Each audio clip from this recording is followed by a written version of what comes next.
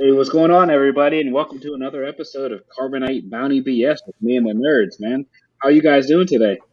What's going on? Hey, how Hey, you everybody. doing?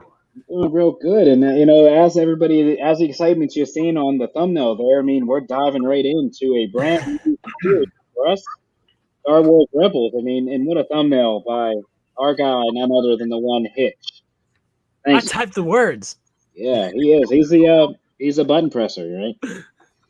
He's the guy who rescued. He's the guy who rescued DP from the Black Spire Outpost a couple weeks ago. For those who haven't seen that episode, yeah, they got him. Thank God he did too. Clutched him right out of the jaws of death. I had no control over that situation. It was a real squeaker. He was in the Sarlacc mouth. Oh, was that its mouth? He was in the throat. Yeah. That's when it went dark. He fell right in. But, It was just about to be digested over the course of 1,000 years, too. But yeah, we got him. We got him out of there. got him back, yeah. All But right. great to have everybody on, guys. And like we said, we're going to start here, episodes 1 through 7 of Star Wars Rebels. Now, for me, this was my third watch through, and I will say this show has a really high replayability with me, at least. I mean, this is my third watch through. You pick up little tidbits here and there, but I mean, we'll start with you guys. But I will say, and then even when I've watched it, the start for this is really slow compared to what we've seen, whether it be Bad Batch, even the Clone Wars to a sense, even the Mandalorian. I thought Rebels was kind of like a probably even kill start, but compared to what we've seen lately. But what do you guys think about your first impressions of the first 7? So if you want to call it a slow start, to me it was just a real good continuation of themes and just getting to know these characters in like the quote unquote Filoni universe and everything. I mean, I fell right into it as far as like just the whole feel, the whole vibe of it, coming from the Clone Wars and everything. It was a smooth transition going from the Clone Wars to this. Going from the Bad Batch to this. Even though it was more lighter tone and everything. Even not so much kiddish and everything. But I can remember the Clone Wars sort of started off a little more lighter tone until it gradually got to be darker. But we're just meeting these characters. We're meeting Sabine Wren, Kanan. I like his attitude and everything. Ezra, I'm trying to get. He's popular, but as of right now, I'm trying to get used to the guy and everything. He's sort of like a little annoying, in a way. But I could see where they're going with him. He's sort of like the the one our way into the world and everything is what you call it. I like the female characters here and Sabine and everything. And I forgot the other guy's name, the monster looking type of character. I forget his name, but Zeb. Yeah. He's the one that gets pissed off every time Ezra does something stupid or crazy and everything. So him and Ezra's always going at it. But I like the first couple episodes, the way that they introduce the world, and we get to see more of like how the Empire is slowly still taking. I mean, you're just in the midst of in their process and everything, and how the rebels are going against just trying to do what they're doing as far as like disrupting or the Empire's order. So I liked everything I've seen so far. Yeah, my feeling is this. I've never watched this. It's the first time I've watched Rebels. This is the most Star Warsy of these sort of spin-off. This is just my impression. So Ezra, and who else do we know who's annoying? DP. Who was also annoying? Anakin Skywalker was annoying, right? Luke Skywalker was annoying, but that makes sense because his son is as annoying as his father. Right. That's the way it is. Ezra is our Luke. The relationship between him and Kanan. I mean, you immediately were dropped into this world that was so familiar to me with with these characters, with this young boy who's sort of like new to the world, and he knows he's supposed to be doing something else, but he's stuck doing whatever. He's a slave. He's he's a smuggler. He's a thief. He's living off the land. Whatever. Then he meets Kanan, who's going to take him under his wing and train him. Kanan sees light in him. He sees something to him. Mm-hmm. They meet these weird characters. They meet these, Sabine. What was his name? Zeb, right? Zeb and Chopper, right? You've got these immediate band of heroes that immediately bond and you get to know their character. I mean, this is Star Wars. Plus, they had all the music cues right. They had all the lines. Yeah. They had the stormtroopers look like stormtroopers now, and that whole side story about the little stormtroopers growing up. I mean, that was awesome. I mean, I was like, and this is real. Like I said in the beginning, this is the most Star Warsy. Let's call it a spin-off or a offshoot of the whole story that I've watched. Right. Yeah, as of now, loved every minute of it. Like you said, T-Mitch, I could watch this again and again and again. I think I will. I'll just keep watching this. I hope there's 1 million episodes here, which I haven't even dived into it, but it was great. Really good watch. Entertaining. Great stuff with the Empire and the training. I mean, I was beside myself. It was really good. Some legit stuff. So I'm going to say some stuff now. For me, here we go. So I like this show a lot, and I think that this is a really great. It's really great because I think it bridges the gap between the Filoniverse and the original stuff really well. Because it has like Ken, you were saying, all the aesthetic stuff. Like this is the same interior decorator of the original trilogy designed all these facilities and all these costumes, right? So I understand all of the motifs really look nice, and they're all sort of nostalgic about being a little bit fresh, right? Because they're not exactly the way things are by the time of the Battle of Yavin. I think that there's an interesting thread that connects this to what we were just watching, which is Bad Batch Season 1, and that's Kanan Jarrus, right? Mm-hmm. So I noticed this, and this shows my ignorance. So I didn't realize this until I saw that Freddie Prinze Jr. Right. I was like, wait a second, wasn't Freddie Prinze that Padawan back in Bad Batch? Bad Batch Season 1, and that is the case. So this is the result of the Bad Batch not killing him. Is all this stuff that he's able to do now, right? Really interesting, right? It's really crazy. Wait a minute, what? Yeah, they let him go. Here he is. That's right. That story. It's the same story. He ran off into the woods, and then he grew up. He trained himself, apparently, and here he is now. Oh! Wow! I got to go back. Okay. Yeah. So like, what's interesting? It's a continuation of that story, and it's like I've said, it's like a sewing machine, right? Tying everything together, pulling everything together. We have Obi-Wan Kenobi. We finally see the message that's left in Episode 3. In the first part of these, this is a series that's got to be designed to retcon things together. It feels like a glue series so far. Like, oh man, we got some far-flung stuff. We have the George Lucas stuff. We have the newer stuff that we think is going to be, the future of Star Wars. This is the way we want to go. And this is like the last thing they made before they sold to Disney, right? It was this, and then they sold to Disney. And it's interesting to see how they were on this path in 2014, 2015, and they got off the path when they made those movies, and now they're back on this path, and I'm glad they're back on this path as opposed to what they did with the movies now, because I'm excited to see these characters show up in real life, like as they cast them, right? As we hear about Ezra being cast, I'm like, oh, sweet. I'm not thinking like, oh, I can't believe they're bringing these characters from the cartoons, Yeah. Like, who cares about these characters? They're side characters. Why would anyone care about them, right? I'm stoked, and I've only seen these episodes of this series. I've not seen the rest yet. So, super, super exciting. This has been really cool. We have a wide variety of things that they're doing, right? This show has a rhythm, though. It plops you in the middle of their escapade. You don't really get a lot of the background, because why waste your time? It's a heist, buddy. It's a heist, dummy. Just enjoy it, right? Let's not get too into it. I've enjoyed that a lot. The crew's really great. I like all the chemistry between all the different crew members. I think Zeb's really funny.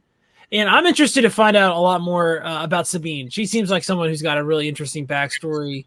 A younger person, after coming from Mandalore, effectively kind of at the end of Mandalore, right? She wouldn't even remember Mandalore as it was. So much cool stuff going on in this series. I got to tell you, I'm excited about it. I'm excited to see what happens. It's like finding, these series I never watched before. It's like finding candy every time we go and do a new set. So I really enjoyed it a lot.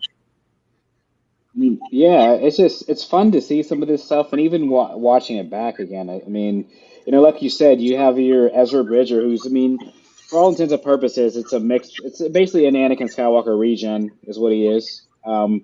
Basically Filoni's version of basically maybe his take on Anakin. But the coolest thing to me, and as you guys know, I'm a big fan of dark side users, is we get our first taste of an Inquisitor, which we've seen in video games, we've seen these in the EU. So we finally see the Inquisitors and their unique lightsabers, their fighting style. So, that's one of the things that I think that when I first watched this and read about it, as we'll see, Ezra's lightsaber of choice and some of the weapons on the series as it progresses weren't taken, very lightly. They were kind of like laughed at almost. But like I said, this is an era in which there were different things. So they took a shot on this show. I really like it. And just seeing how they pluck kind of rebels out the air, as we're saying. I mean, this is setting up for this High Republic to be gold, because if they pull these characters out of the air and created a Kanan Jarrus, Ezra Bridger, this High Republic, when they release these characters in this series, I mean, it's comedic gold at this point. There's no way they can go wrong with it. Yeah, Freddie Prinze Jr. comes and plays. He's a fan too. I mean, his name has come up multiple times throughout the whole history of Star Wars. He's come up several times. I mean, he's a fan, so it's nice he wheedled his way into this. Yeah. I mean, you speaking about tie-ins, Hitch. I do notice. I did remember that Hera wasn't. She was in a Bad Batch episode as a girl, right? As a young girl. That was her stuff, right? Yes. So, you're talking about tie-ins. I did not catch the Canyon thing. I got to go back and watch that, but I did catch the the little girl as Hera. So I remember her because of the her things the things in the back. This is some good stuff. I do like it. So is Inquisitor that one guy who had the sweet lightsaber that spins? Yeah. So the Inquisitors are basically like Sith kind of, but they're not really. They're basically like a death squad. They're hunters. Okay. Who are trained in the dark side of the arts and the Force, so to speak. But yeah, I mean, they're just basically some badass, basically like a special, kind of like a Bad Batch for the Sith that really aren't Sith because of the rule of two, obviously. So, the characters are cool. It kind of reminds me of, like I said, in the latest series, the Praetorian Guards, but in the prequel trilogy, which would be the Temple Guards, which still are the sweetest things to me. I mean, when we saw those Temple Guards in their sabers, that was like one of my favorite parts. Their costumes, it's just that whole samurai feel that you get with Star Wars, kind of like that Ahsoka episode we saw in The Mandalorian. So see how Lucas designed things when he talked about some of the ancient, Asian arts, philosophy, the Shaolin, and the tie-ins, and then it's crazy how you see Filoni and these people just pick up where they left off, and he goes on his own and tells his own story, but he doesn't stray too far away from what maybe other producers, when we see in the movies, have just kind of just did their own thing, and Well, to Filoni's credit, he is dealing with periods that are already baked in. You have like your he's dealing with time periods where stories can be told and filled in gaps, like glue, as Hitch was saying and stuff.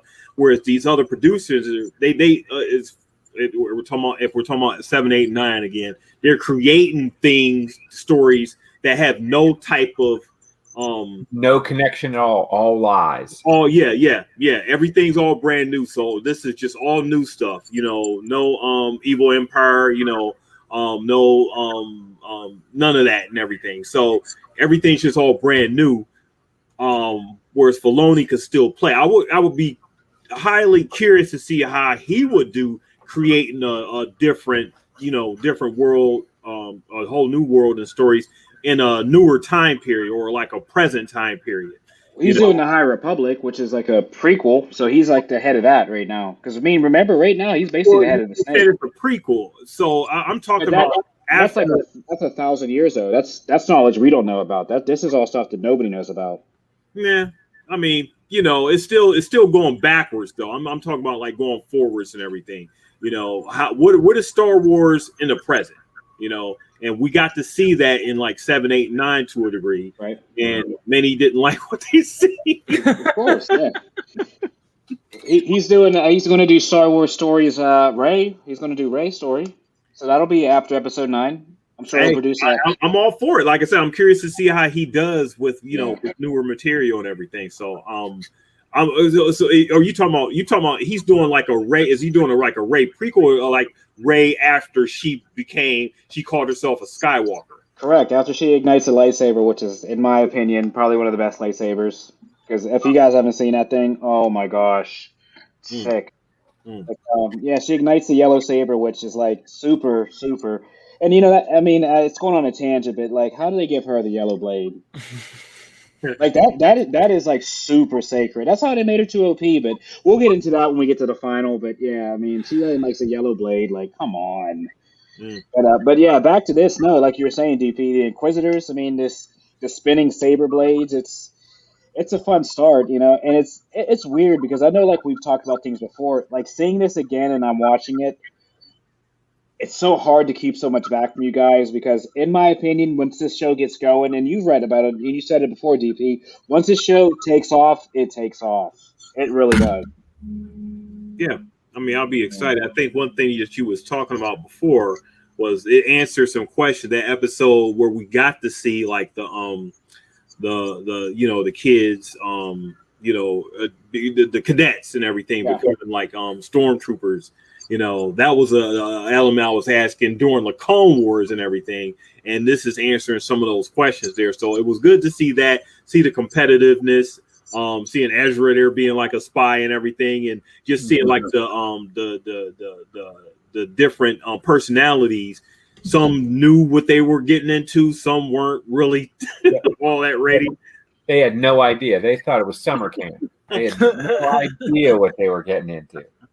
I mean, these kids, and here's the thing: there's no families. Like, here's just these kids that are being trained hard. I mean, this is heavy military training. I mean, that thing to get out of the pit. I mean, that was pretty heavy duty. I mean, some of those kids could have died. Yeah.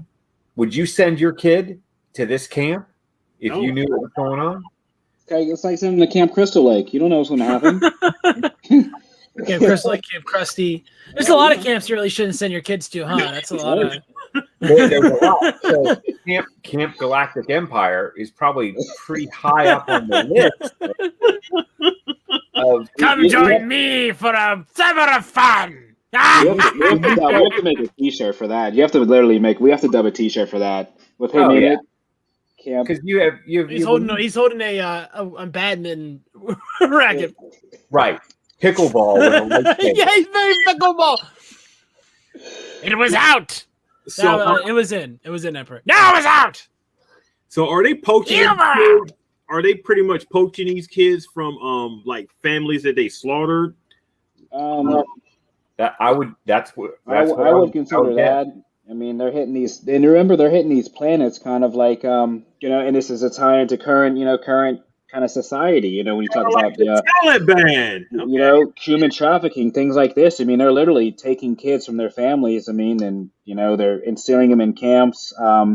Still no tie-in though, as from what I understand, to Force Sensitives. I think that was a whole like the final prequel or the final sequel trilogy kind of thing. But definitely, just these kids are kind of taken from their families, and you saw, I believe, that in a little bit of that Rogue One, they kind of hinted towards it when they were doing the kind of blueprints and how they were setting up to build the Death Star. So it was kind of, the Empire was a tough thing to be a part of, but it was definitely like you're saying, DP. Some of the elements of this stuff, that how they kind of foreshadow answering questions, and it's wild. Just they didn't have to do that this early. That's why I do give them credit for these episodes keep your attention pretty quick. I know, like you said, you read this. Some of the beginning was a little tough for me even, but they do a good job of like when you start to be like, where are they going with it? There's something that happens. There's always something to kind of keep you from like thinking about maybe hitting that fast forward button for a couple minutes. You want things to happen quickly.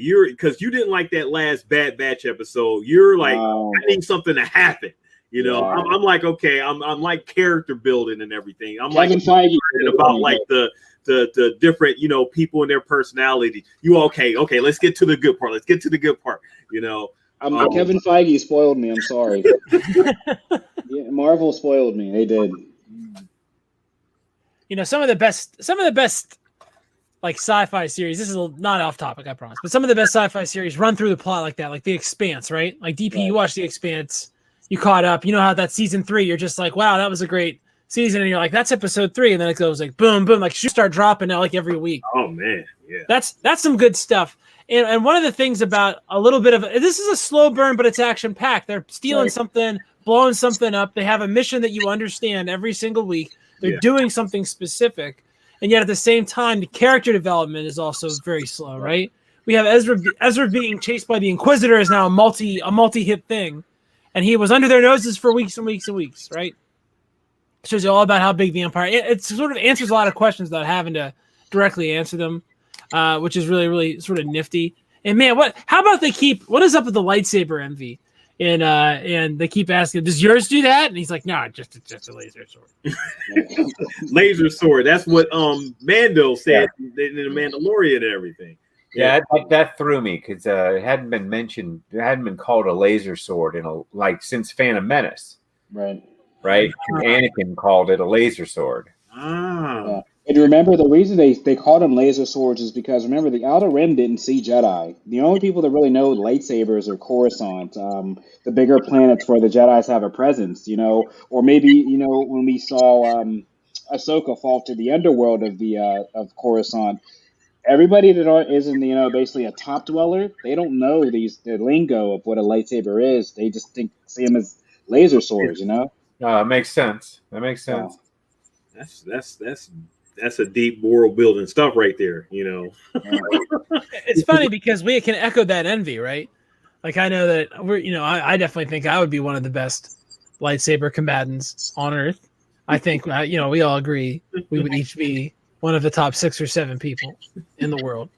Actually, the Olympic fencers, they're on their own. Okay. They do their own thing. Yeah. And that's Syrio Farrell from Game of Thrones. I don't want any piece of that. Well, on a funny Star Wars, in a Star Wars piece, it's not really a tangent, but they try to take saber fighting and make that an Olympic sport. Have you seen that stuff on YouTube?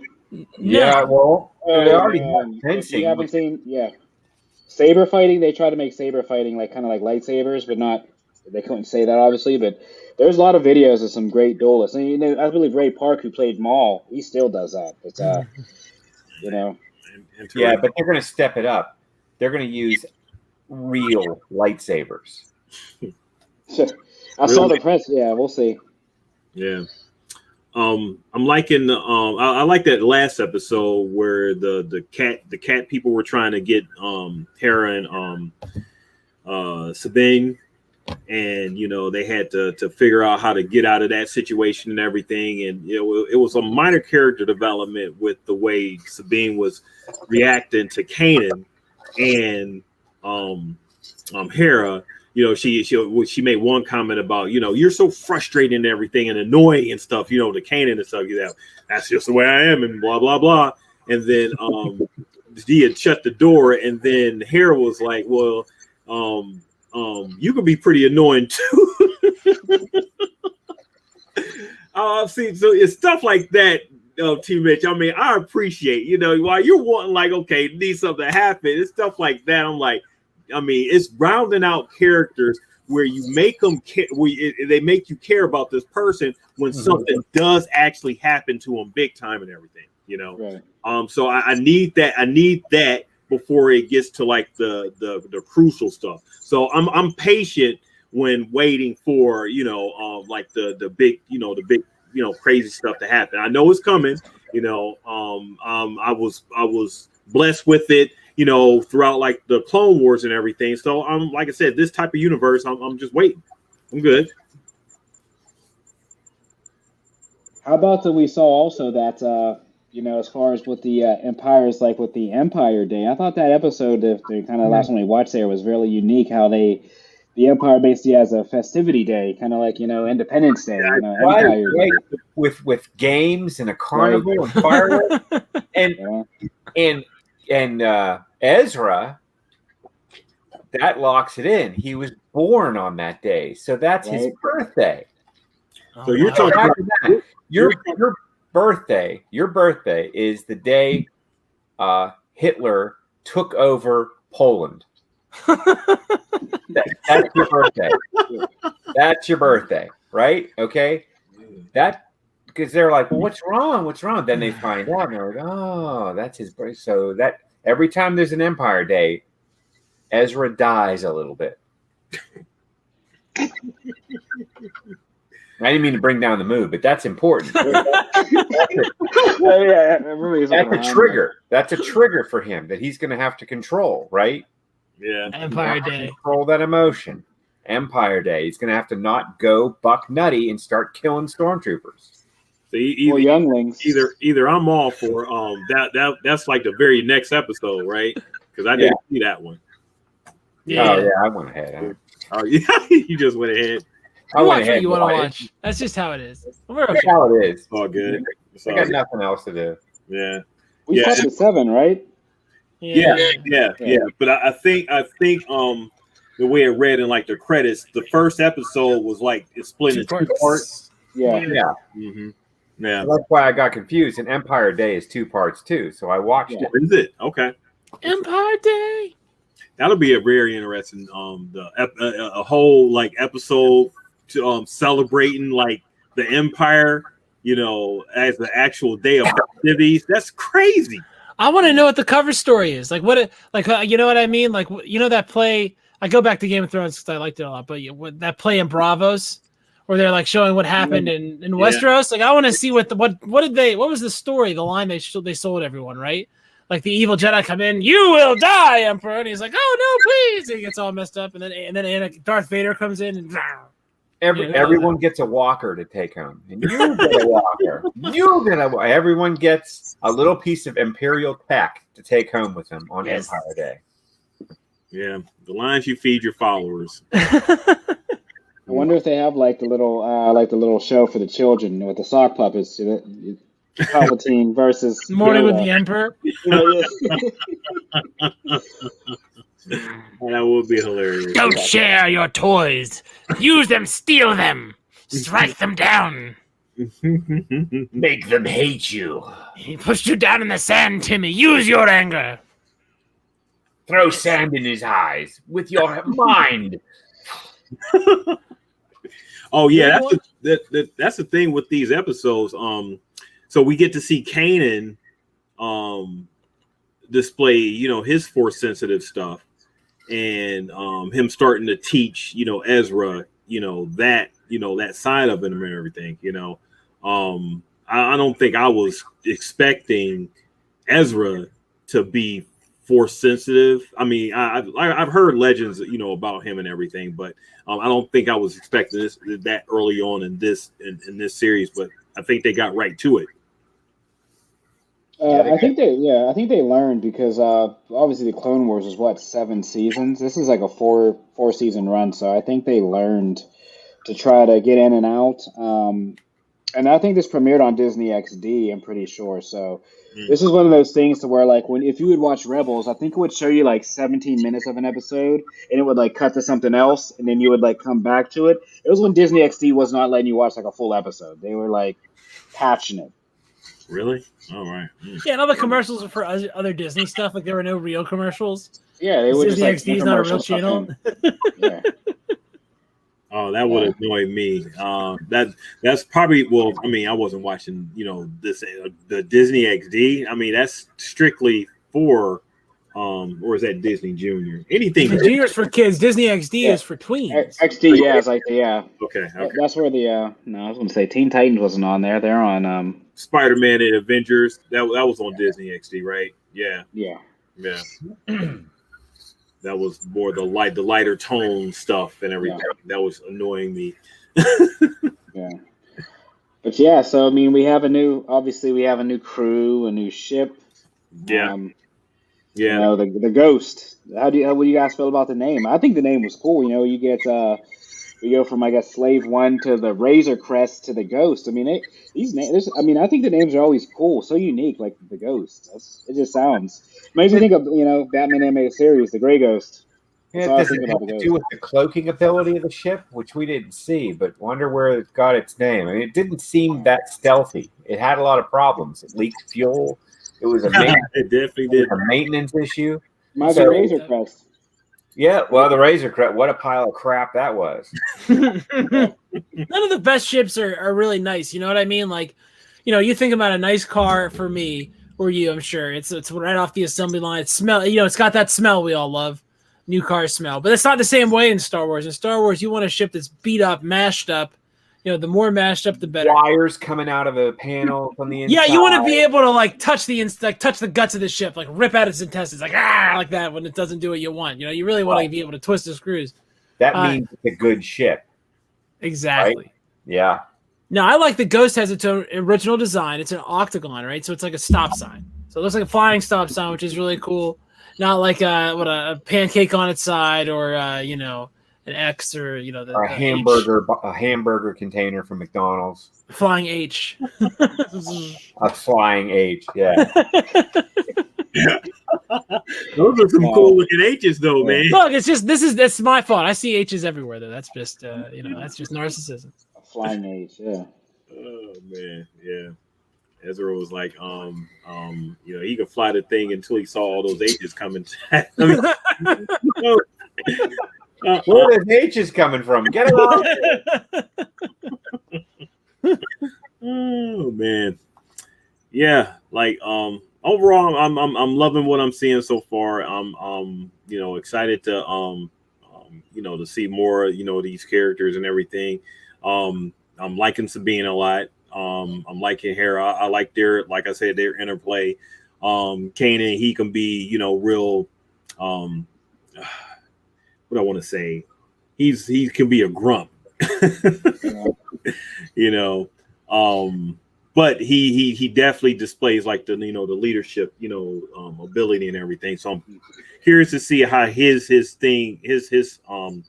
story develops. These characters are a little bit more developed than the Bad Batch was, as far as their personalities. Bad Batch, I mean, they didn't really, besides Crosshair, you really didn't get a sense of who each Batch character was. But with these characters, they're really defining them. So I'm appreciating that. I think that's just because they're the same guy. Right. I feel like you got to give them a little bit of a pass. They're clones, Yeah. But I also think this show, I mean, and we'll see it. I mean, I think this is just basically and it might be controversial, but I think this is like a regen show. I mean, I think that Ezra is a regen of Anakin, and as we'll see, I think Kanan is a regen of a young Qui-Gon Jinn, and what Qui-Gon was as a young Jedi. Obviously, he wasn't abandoned, and with the Order the way it is, left the way Kanan is. But as we'll progress, he kind of reminds me of a young Qui-Gon Jinn, and how he progressed. Qui-Gon would be that cranky though. He's cranky. I mean, you got to think about it. If you consider him, he was considered like the outcast of the Order, really a great Jedi, because everything he mentioned and he thought about was really against the main council. As we progress in lineage with the council and the Jedi, he was probably the purest one, even more wise than Yoda. When we see the Order 66 and how it played out, and I think Dooku even said that when he had Obi-Wan. Caught in the stasis, whatever, when he had him captured. He talked about wanting to tell Qui-Gon and him to join him, and how Qui-Gon knew more than, met the eye. So, I think Kanan, as we'll see, is really like a regen of Qui-Gon. Do you think Yeah, but was there maybe a connection between the two of them at some point? Maybe. No spoiler alerts. Come on, man. We're just starting. Ask questions like Just- that. What We're are you just trying to getting do? started. I'm just trying to learn. I some love of it. Love it. I love it. You trust me. Well, I mean, like I said, the thing is, the way we have these set up with these kind of groupings. I mean, I think after this first grouping here, which was the seven, this next group, this is where you'll see it pick up, and then as our discussions, even with everybody listening and watching, they'll really pick up because I mean, as I said, this started slow, but moving forward now, I mean, there's just so much material, so many tie-ins, callbacks, characters. We meet so many people, and the cool thing is, as you guys say, everybody has a unique part in this series, in these seasons. I mean, it gets going quickly. We'll hit light speed here shortly. I can't wait exciting. to see Ahsoka come back. I'm excited. Haven't really had her since the Clone Wars. And is that going to happen here in Rebels? He's trying to get all the juice early. He's trying to get the cliff notes. He's trying to get the cliff notes. We're standing in line in front of this, and like you're like the guy coming out, going like, "Oh, I can't believe that was Luke's father the whole time." He was a dickhead. Yeah, he was a guy at the end oh of. my God. He was Luke's father the whole time. Who thought it? That was a bold choice. Yeah. He had to put that paper outside of episode 7 that said Han Solo died. Remember that when they were in the movie theaters, they were putting that up like, please don't say anything, because he was a guy like, oh yeah, by the way, just to let you know, Han Solo died. I remember that when I went to see episode 7, that they were like pissed about it, that they had signs up like, please don't speak about the movie, because like people were walking out of the theater like, oh, by the way, this happened. Oh, by the way, this. I'm like, what? Like, do you guys remember do you remember when Harry Potter book 7 came out, and they did it came out on 7/7/7, and so there was a Nathan's hot dog eating contest on 7/4, and one of the eaters held up a spoiler, like a piece of paper, and it said Hermione dies. And I remember everyone was like cheering and cheering, and then he held that up, and everyone was dead silence. It was dead silence, and it's hilarious because I was reading the book the next week, and I was like, oh man, when's it gonna happen? It doesn't. So just the wrong spoiler too. Hilarious. All time. Well, those are okay. I hope I'm okay to spoil Harry Potter this far down the pipe, 14 years later. Yeah, they got a 14-year thing. So if you haven't really seen it, which I haven't, so I won't remember. Oh, come on. I'm tired of being the bad guy. Sam. Oh, don't worry, I won't remember. So it'll be new to me once I do get to the 8 movies. I heard JK, is going back to the well, so I don't know. Going back to the well again. Sometimes it usually doesn't end well, as we see when you go to the well too many times. No, you can't keep Hey, the Wachowskis are going back to the well with Matrix and stuff. So that'll be never end. Oh, speaking of, that's our who was Keanu supposed to be? I forget. He was tied in to be a character in Star Wars, right? I've seen some deepfake stuff of Keanu Reeves. C-3PO, I think. He's the only one. Let me look him up. Keanu Reeves was supposed to be a Star Wars character. He would fit into the universe. I could see that. But, if he ever comes, I mean, give some new fresh blood. Fresh blood like Ray and Poe and what's his face? People that we never seen before. Yeah. Keanu Reeves is supposed to play Revan if they did a Old Republic series. He's going to be Darth Revan. I mean, he'd be awesome at that, right? I mean, I can't, No, he's John Wick. He's John Wick. He can't be anybody else. Well, he was Neo before John Wick, though. So. Yeah. No, I don't know. He's John Wick to me now. I mean, and he was William S. Prescott Esquire first. He sure was, wasn't he? Yeah, man. Oh, man. It's good being a nerd. It's fun, right? It's fun being a nerd. And it's funny how this is all full circle with Star Wars. I mean, look at, we're talking about Keanu Reeves in Star Wars. After he just wrapped up shooting The Matrix, and then he'll start John Wick 5. So, and interesting news, by the way, I don't know if you guys, if we talked about that article, I sent another one out there that allegedly Pedro Pascal's in hot water with Jon Favreau. Uh-oh. So he's shooting The Last of Us, I believe, that video game movie. Yeah. And they signed a deal with him that's like priority one, I guess. So the way priority one is if we need you to shoot, you're here, you can't leave to do a project. Well, they're shooting, at the time, they'll be shooting, I guess, Mandalorian Season 3.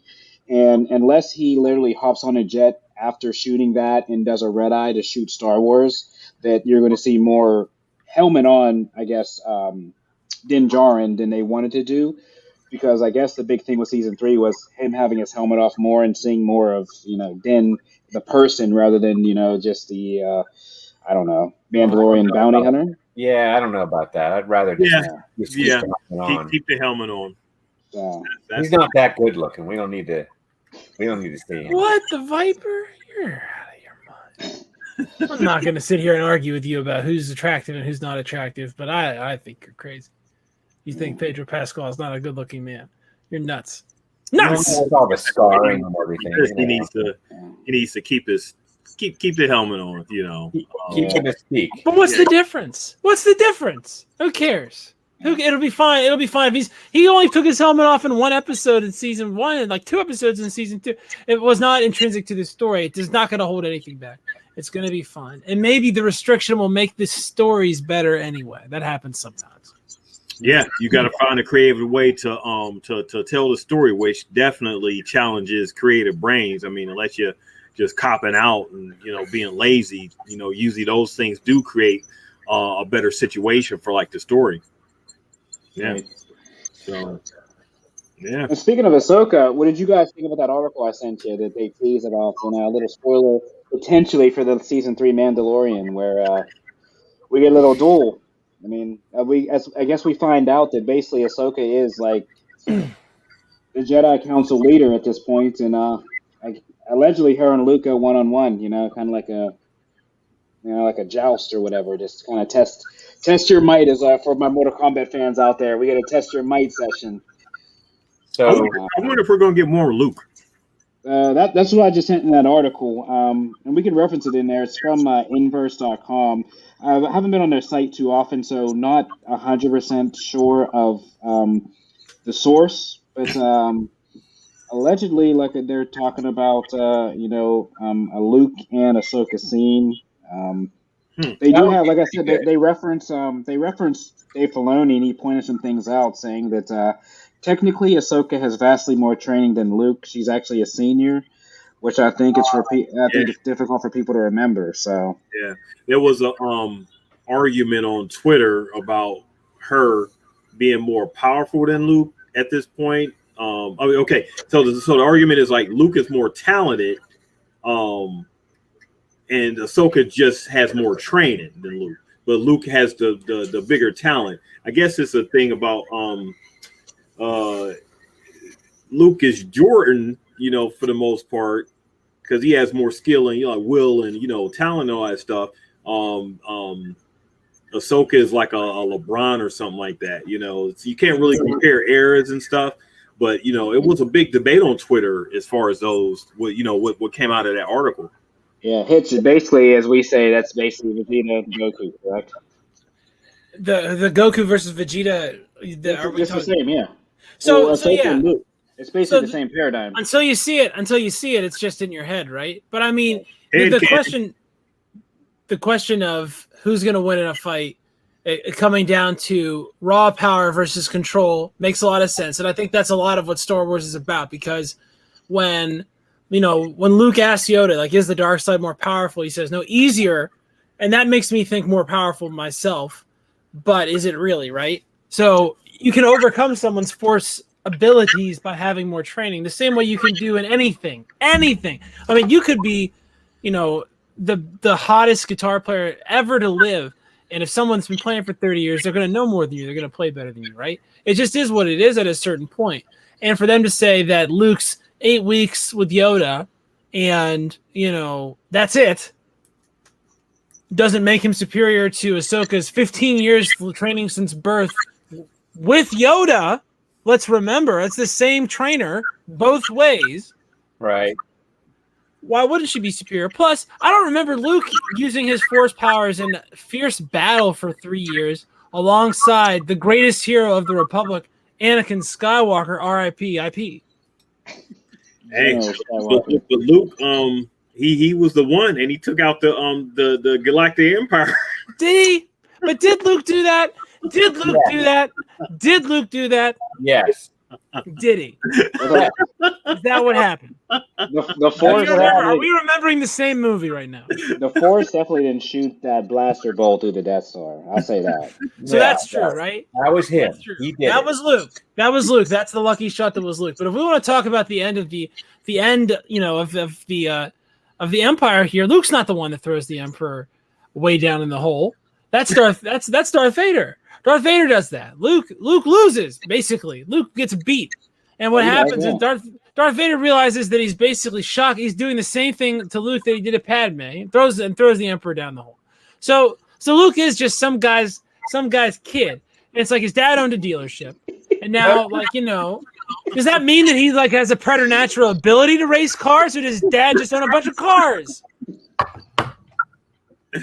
But Ahsoka's earned it, and you know, if you see her in action at the, you know, we see her and Luke in action in the same season of The Mandalorian, and if you told me that this is not going to be a walkover either way, I would definitely believe it. And if you told me that Ahsoka should win, I would believe that too, based on what I've seen. So yeah, it makes sense. Until I seen Luke at the end with the Force abilities, like with the Force pull and that. Because think about it, I mean, that's the most active we've seen Luke as a Jedi, really, ever. So, I mean, you are right. Ahsoka would. I mean, she's faster than him. I mean, I don't know. She has 2 lightsabers, right? Well, she knows. It's also like I know I was talking about like guitar play, but chess is like that too, right? Where if I know what the correct counter move is to your thing, then I'm gonna win. It doesn't matter if you can see more possible moves than me, and you think about more moves than me. If I know that, oh, you're trying to do this, and I get in front of you, I still can beat you, even if you're gonna be better than me eventually, right? Right. Mm-hmm. Prize fighting's the same way, I guess. Horse racing, I don't know. All those one-on-one sports are like that. Well, anybody on any given day can get an edge, right? It's just a matter of how the other person overcomes that edge. Do they have the right training? Do they have the right toolkit to go on the offense when they need to and go on the defense when they have to? Jedi, I don't think, are trained on offense. That's not what the training is. The training is all defense and escape. So they'd rather fight, defend themselves, defend whatever, and get away safely than plunge in there like the Empire on the offense. Yeah, hence the reason why the Empire eventually took over. Right. Yep. Because the Jedi were just, we're running away. This is too much. We're out of here, and that left the field open for the Empire to come in and basically enslave the entire galaxy and do whatever they wanted with it. Right. Which is what Empire is. But, and I mean, this idea of taking the kids from one planet, you know, taking them and putting them in the army somewhere else is very imperial. That's Rome. The Romans did that. It's the plot to that King Arthur movie they made with Clive Owen. It was pretty all right, I guess. You know, it's something that's how empires function. Everything is owned by the emperor in an empire. The government is sort of government by, you know, aggrandizement of a singular personage, and that means that they're everything. So it's interesting. The Jedi aren't used to dealing with a situation where they can cause collateral damage because everything they blow up hurts the Emperor. It doesn't matter what it is. They can blow up like to the point where they can blow up like a whole planetoid almost. You know what I mean? And it's just the Emperor's. The whole thing was his. So it's just fine. Who cares? It's all the Emperor's. It's the type of challenges you can only get by being extremely successful and taking over the government. And it's interesting to see how people are sort of becoming disillusioned with the Emperor. Over 15 years, the grip has started to slide a little bit. You know, there's a little bit of friction when they bring the code sequences in the Bad Batch, but this is very different. People are sick and tired of the Emperor's heavy-handed taxes. They're just tired of it. Yeah. And this is just the beginning too. Yeah. The Emperor has only been in charge in running everything for just a small amount of time. Wait till we get 10 years deep. Boy, people are going to be pissed. They're going to be like, we're really tired of this. This crap has got to stop. And that's why the rebellion flourished. And that's what built their army. It's just these really angry people. Soon the rebellion is to be wiped out. Yeah. It's a good tie-in, too, as we, finish up on this first run of the first 7 episodes. They kind of, post-episode or Order 66, we have this group of Inquisitors, which basically lead the Emperor, which we already know that there are Jedis which escaped, and this group of Inquisitors or Hunters are tasked to find these stray Jedis and literally murder them and massacre them. They don't want to bring them in. They want to try to hurt them. It's basically a death squad that they want to go hunt Jedi down and kill them. So, it kind of just shows how as we said, the Empire is trying to cut all loose ends, trying to stop this rebellion from catching fire, which, as we know, in future, it essentially does. But it's interesting as we see. This is obviously the show Rebels, one of the spark of the rebellion, and how. It's a story, I guess, of one of the Outer Rim countries, a Jedi, and somebody takes him on as a Padawan, and, it's another spark to the rebellion, so to speak, against the Empire. But yeah, guys, like I said, I appreciate everybody coming on tonight. This was our first kind of, our first taste of Rebels. I think everybody here outside of me, you haven't seen it, Hitch, DP, or Ken, have you? No. Mm-mm. Yeah. And it's rebels. Rebel scum. Rebels. It's not just rebel. It's rebel scum. We will deal with your rebel scum. That's you gotta say it right. Gotta roll it, yeah. Yeah, roll the R. Because when you have a British accent and you're a Nazi, all your R's roll. That's how you can tell them. You can't say it. If you're infiltrating and you're in the British Nazis, they catch you with any R's at all. You're just in someone's rebel scum, your rebellion will be crushed. Yeah. But yeah, we finish off the season, everybody, with episodes. It'll be 8 to 14 as our final run. So we will finish season 1 very shortly here, which is crazy. Like I said, I remember when we were doing Clone Wars. It was like 2 to 3 a week. So. Yeah. Definitely a way to get this done and get a lot more content out for everybody and keep up with Star Wars as we see. I mean, they got a lot of stuff in production.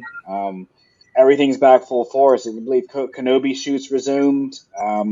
So it's all projects are looking to be moving forward.